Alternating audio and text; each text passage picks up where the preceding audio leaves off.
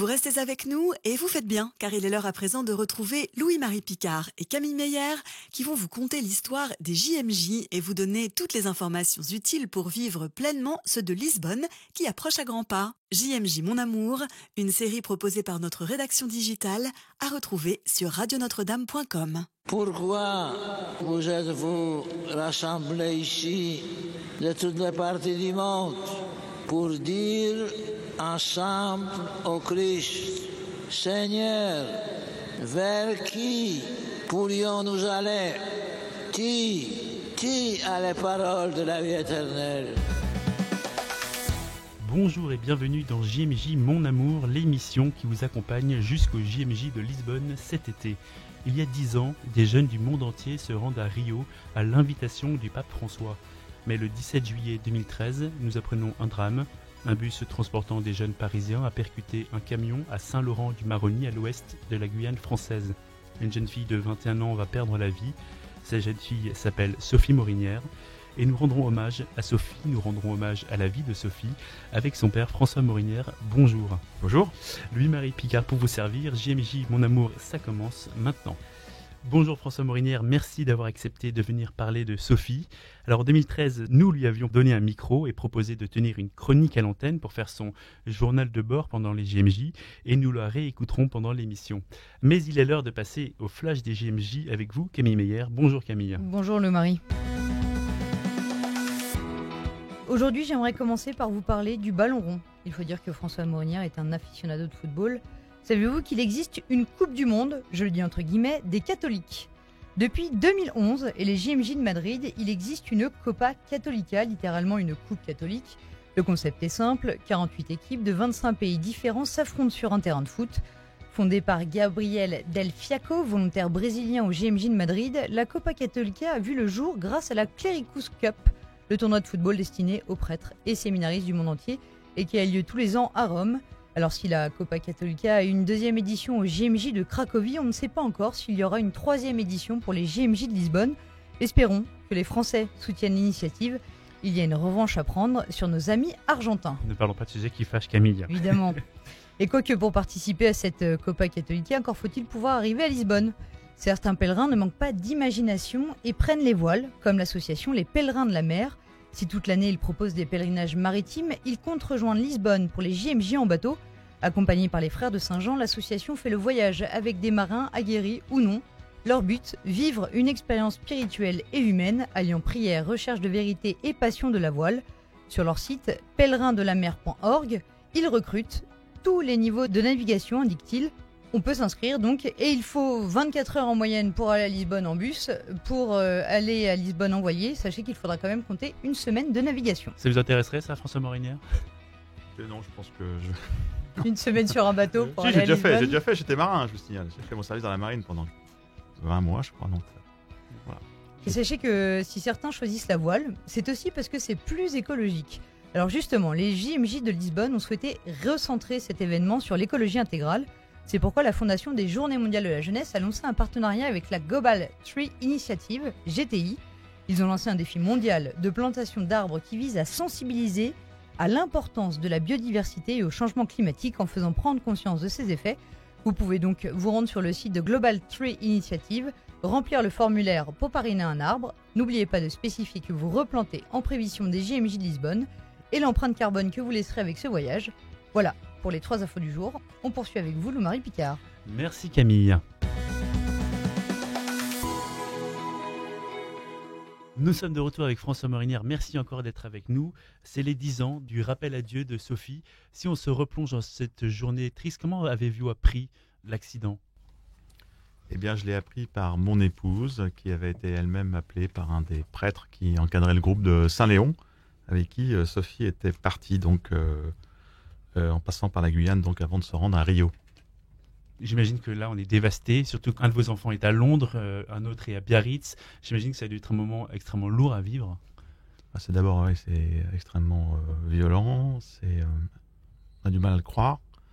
Je pense qu'il y a un moment de profonde sidération, donc on ne sait plus trop ce qu'est la réalité, le cauchemar, voilà. Donc j'étais en train de déjeuner avec un ami, je suis reparti au bureau pour mes affaires. Je suis rentré à la maison et effectivement, on s'est dit qu'il fallait qu'assez vite on rassemble tout le monde. Ma femme n'était pas à Paris, donc elle rentrait dans l'après-midi. Et en fait, j'étais qu'avec mon autre fille Juliette, avec qui j'ai annoncé la nouvelle tout de suite. Et puis après, on a récupéré effectivement Mathieu et Paul qui étaient ou en Angleterre ou au Pays Basque, je crois. Et on a fini par tous se retrouver vers 21h, 22h le soir. Ouais. Et alors, votre fille est inhumée le 24 juillet. Et le 25 juillet, le lendemain des obsèques de Sophie, vous êtes en train de lire chez vous et vous recevez des messages qui vous indiquent que le pape François, depuis la plage de Copacabana, vient de dire ceci. Avant de continuer, je voudrais rappeler le tragique accident en Guyane française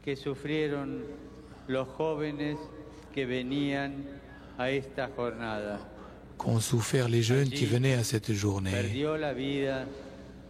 C'est là que la jeune Sophie Morinière a perdu la vie et c'est là où d'autres jeunes ont été blessés. Je vous invite à faire une minute de silence et à adresser à Dieu notre prière pour Sophie, pour les blessés et pour leurs familles. Et la plage de Copacabana s'est tue en prière pour Sophie et pour les autres blessés. C'est beau. Un moment unique. Ouais, c'est beau. C'était en plus... c'est très rare que le pape demande de prier parce que des victimes, il y en a tout le temps, tous les jours, toutes les heures. Donc, Ouais.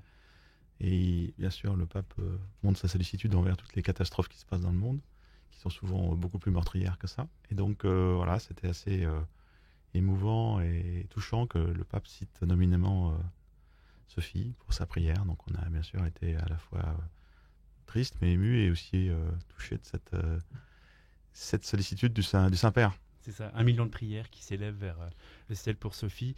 Est-ce qu'on peut parler maintenant un peu de Sophie? C'est vrai que... Qui était Sophie, en fait? Est-ce que vous pouvez nous parler d'elle? Sophie, c'était une jeune femme tout à fait normale, de 21 ans, étudiante à l'école polytechnique féminine. Voilà, fille très gaie, enjouée, un peu parfois naïve, très naturelle. Profondément chrétienne, catholique, croyante, pratiquante, voilà, qui se posait pas trop de questions, qui vivait sa vie naturellement, voilà, quelqu'un de, je dirais, tout à fait normal et sympathique et qui avait beaucoup de cœur. Voilà, c'était une femme qui avait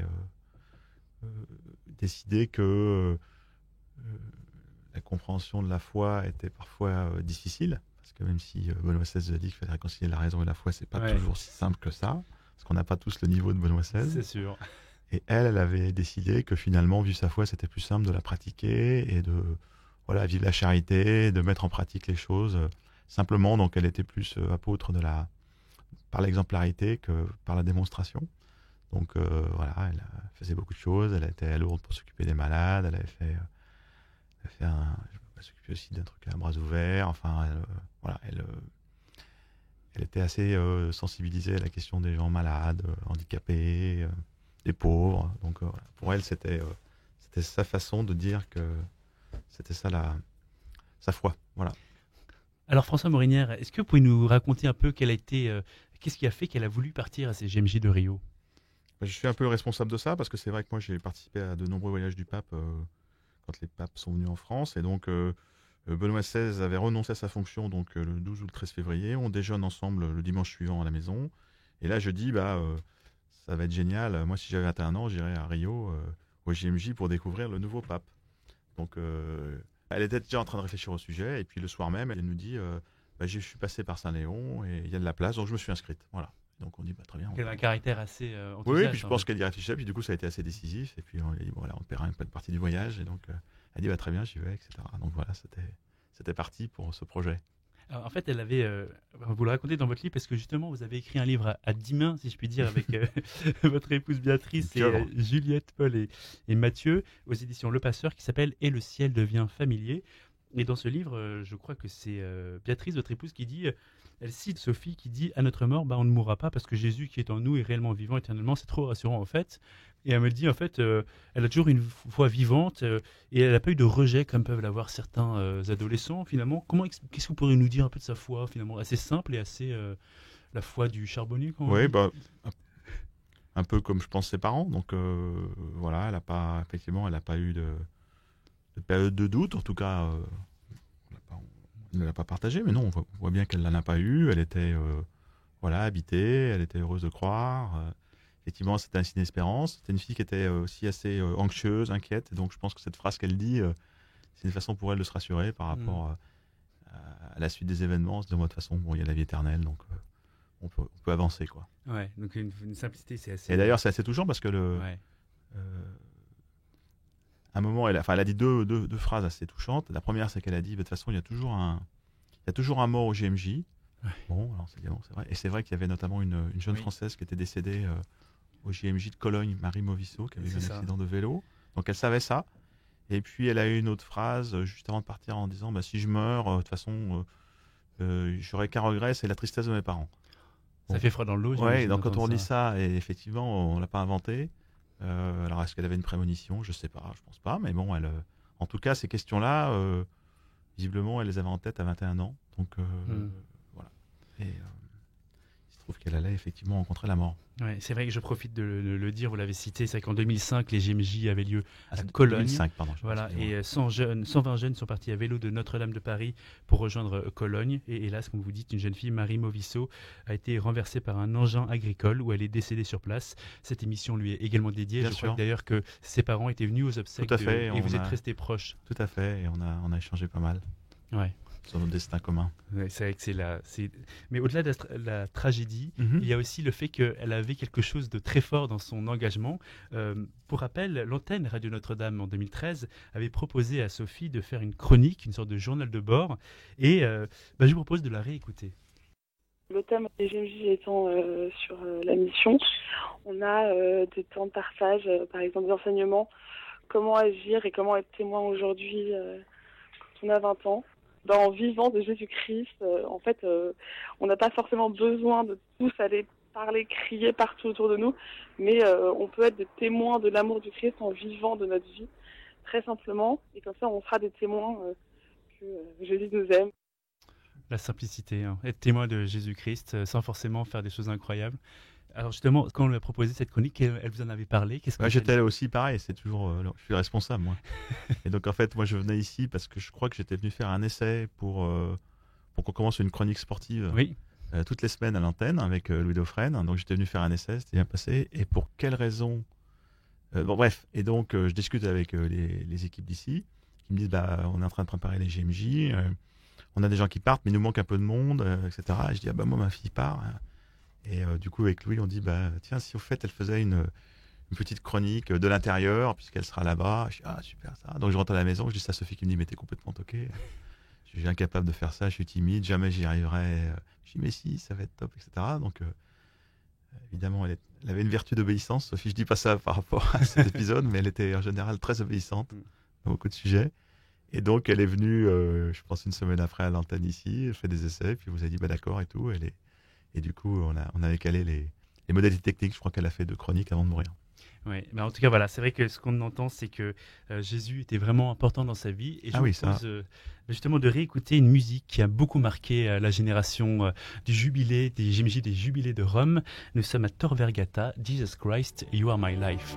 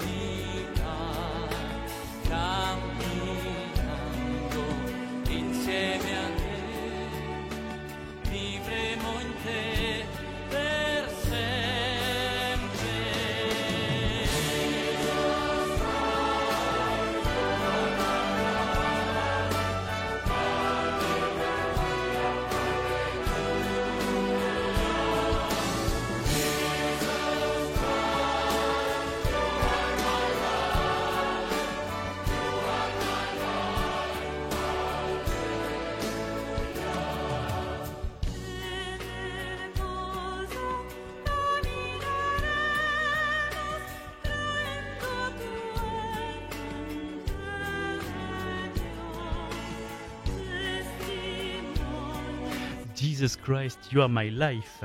Nous étions au JMJ de Rome en 2000 avec 2 millions de jeunes sur le campus de l'université de Tor Vergata. Ça vous rappelle des souvenirs, François Morinière? Ça me rappelle les JMJ de 97 à Longchamp. Moi, j'étais encore dans la catégorie jeune, limite.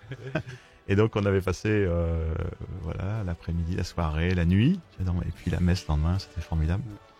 Je me souviens Moi, j'avais été très touché par le silence pendant la messe et pendant la consécration, l'élévation. Il n'y avait pas un bruit. Il y avait quand même, je ne sais pas combien, 1 million de personnes, je ne sais plus. C'était très impressionnant quand même, le silence absolu que le pape avait obtenu à ce moment-là. Donc oui, c'est des beaux souvenirs. On sent bien. Dans un précédent podcast, on a écouté une archive où Jean-Paul Le expliquait que l'ingénieur Eiffel avait construit justement la tour Eiffel en prévision des JMJ 97 avec son humour inimitable. Alors, vous étiez directeur du journal L'Équipe en 2013 justement, et est-ce qu'on peut dire que la ferveur des JMJ, comme on l'entend là avec ces musiques assez entraînantes, est-ce que ça peut s'apparenter à celle des Jeux Olympiques ou de la Coupe du Monde je parle du pays bien sûr. Ça s'apparente dans le sens où c'est des foules très importantes qui sont rassemblées au même endroit, alors bien plus importantes pour les JMJ parce qu'on n'a pas de stade bien sûr de capacité aussi forte que ça, mais oui, il y a la foule, il y a la passion commune, il y a la joie en général, même si malheureusement parfois il y a des débordements dans le stade, mais bien sûr il y a cette même joie collective partagée et qui fait qu'on se sent porté par les autres, donc bien sûr. Il y a des similarités, bien sûr. Parce qu'il y a plein de pays aussi qui sont là. Et, alors à l'époque, le pape Jean-Paul II et Benoît XVI étaient très polyglottes, surtout Jean-Paul II. Et c'est vrai que du coup, ça a créé aussi une fierté quand on annonçait les pays qui étaient présents. C'est un peu comme une cérémonie d'ouverture des Jeux Olympiques. Benoît XVI parlait très bien français. Il parlait extrêmement bien français avec un accent. Voilà, donc ce jour-là, quand il est venu à Paris en 2008, il avait parlé tout le long en français, donc c'était formidable. Alors justement, quand on parle de communion, pour revenir à Sophie, je me rappelle très bien de la veillée de prière qui avait eu lieu à Saint-Léon. Oui, le lendemain de sa mort. Le lendemain, voilà, je me rappelle, il se trouve que j'y étais. Et c'est vrai qu'il y avait une émotion forte parce que ceux qui étaient à Paris et ceux qui étaient à Rio, avec 7000 km de distance, d'écart, je ne sais pas comment dire, voilà, ils étaient très proches. Et c'est quelque chose que vous avez ressenti. Est-ce qu'on le ressent? Oui, c'est-à-dire qu'en fait, d'ailleurs, si... Vous nous faites la gentillesse de réévoquer Sophie 10 ans après, c'est bien parce que les circonstances de sa mort étaient très particulières. Donc, comme je le dis souvent, Sophie a pu se faire écraser en sortant de la maison devant chez nous. Bon, on aurait bien sûr été aussi triste. On aurait certainement été bien sûr entouré par notre famille, nos amis. Mais cette mort qui s'est passée donc au bout du monde, dans les circonstances des JMJ, avec ce pape qui prend la parole, cette veillée de prière, tout de suite, la mort de Sophie était plus loin que le strict cadre, je dirais, intime ou privé. Une prière en mondovision, on peut dire. Oui, et puis c'est vrai que cette veillée de prière le lendemain, on était très nombreux. Après, il y a des veillées de prière en Guyane. Après, il y a eu son enterrement. Et puis, vous voyez, on se retrouve 10 ans après presque pour s'en parler. C'est comme une pierre qui tombe dans l'eau. Il y a une onde qui se disperse, qui va toucher le bord de la mare et qui revient. Et ça continue comme ça régulièrement. Et donc, voilà, c'est quelque chose qu'on expérimente, qui est assez touchant. Il y a un blog qui existe sur Sophie, sur WordPress, que vous pouvez consulter. Et je crois que depuis maintenant 9 ans, il n'y a quasiment pas eu un jour, il n'y a pas eu de consultation de ce blog. Or, on ne publie plus grand-chose dessus. Quand il y a des messes, des articles, on mettra votre podcast sur le site. Mais je veux dire, voilà, il y aura des... Il y aura des choses cette année, justement, une messe. On fera une messe, oui, on va faire une belle messe pour elle à l'occasion des 10 ans. Mais vous voyez, ça... C'est le mystère en fait des fruits que porte la mort. Voilà, quand j'ai fait une émission pour le Jour du Seigneur, qui était un très beau film, ils avaient appelé ça les fleurs d'Etna parce que je pensais à cette image de l'Etna où tout est calciné, parce qu'il y a la lave qui coule et puis on voit des fleurs jaunes qui repoussent dans cette lave et on se dit mais c'est pas possible, pourtant tout a brûlé et là c'est pareil, tout a brûlé dans mon cœur et finalement malgré tout il y a des fruits qui se propagent et voilà, il y a des gens qui écoutent cette émission, qui vont être touchés, qui vont se mettre peut-être à prier, à réfléchir. Et donc, voilà, tout ça, c'est des... Et je ne connais pas le quart de la moitié, parce que, bien sûr, Sophie doit toucher des gens que je ne connais pas, quelque part. C'est sûr et certain. Et même, on peut dire que dans les soutiens que vous avez eus, alors on peut imaginer les évêques, des prêtres, le pape, c'est quand même pas rien. Et puis des soutiens inattendus. Je pense à Christiane Taubira, qui s'est sentie très concernée. À l'époque, elle était garde des Sceaux, et surtout, bien sûr, guyanaise. Voilà, donc elle a été formidable, parce que j'ai pu la prévenir... via la ministre des Sports, et tout de suite elle a réagi. Valérie Fournion. Voilà, et donc elle a réagi, elle a agi pour qu'on puisse faire entrer le plus vite possible le corps de Sophie pour nous éviter d'y aller pour se recueillir devant elle. Donc grâce à elle, 4 jours après, le corps était à Paris et Mm. on a pu la voir une dernière fois. Elle m'écrivait tous les mercredis. Ouais. Sophie est morte un mercredi, donc elle m'a écrit tous les mercredis pendant tout l'été. Elle est venue à la maison nous saluer juste avant l'enterrement. Voilà, elle était très présente, très, très maternelle. Et un an après, d'ailleurs. Et elle un était an en après, Guyane donc on avec a des amis sur place, enfin des Guyanais qui n'étaient pas nos amis, mais qui sont devenus nos amis, qui ont organisé des choses. Donc on est allé en Guyane se recueillir sur place. Il y a une stèle qui a été construite à l'endroit de l'accident. vous. Ouais. Et le dimanche, Christiane est venue à la bénédiction de cette stèle et elle était là avec nous. Elle a elle a récité un poème par cœur de Paul Éluard. Et Mm. voilà, donc elle était près de nous, quoi. Donc, et là, on s'écrit toujours de temps en temps. Voilà. Alors là, on va déjà merci d'avoir été avec nous. On va Compris. passer à une dernière séquence dans ce podcast. C'est le quiz, parce que je sais que vous aimez le sport. Est-ce que vous connaissez bien le sport portugais? On va le tester tout de suite avec vous, Camille Meyer. Ouh là là là là.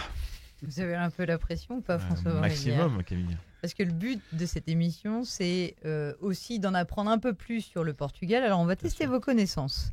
Est-ce que vous savez combien de Portugais ont remporté le Ballon d'Or? Alors, je pense qu'il y en a 3. Ah, Excellente réponse. est-ce que vous êtes capable de me les citer? Ouais, je pense qu'il y a Eusebio, Oui. Luis Figo et Cristiano Ronaldo. Imbattable. Imbattable. J'ai une deuxième question. Alors, nous avons le coq sur le maillot de l'équipe de France. Attendez, quelle année Eusebio, quand même? 66, 5, 6, 7. 5. Cinq. C'est quand même bas. J'avais dit 66 aussi, je me suis fait reprendre. Ouais, Non, parce que 66, c'est la Coupe du Monde. Et c'est un Anglais qui l'a. Oui, Je pense que c'est c'est 65, Bobby Charlton encore qui est mieux. Ballon d'Or. 1965 pour Eusebio. Très bonne réponse. Alors, nous avons Très le... haut niveau quand même, on peut le dire. Il faut quand même le savoir. Hein. Nous avons le coq sur le maillot de l'équipe de France. Ah, d'accord. Sur le maillot portugais, ils ont un écusson. Le maillot de football, je parle. Au milieu, il figure 5 écus bleus contenant chacun 5 points blancs. Que signifient ces points blancs?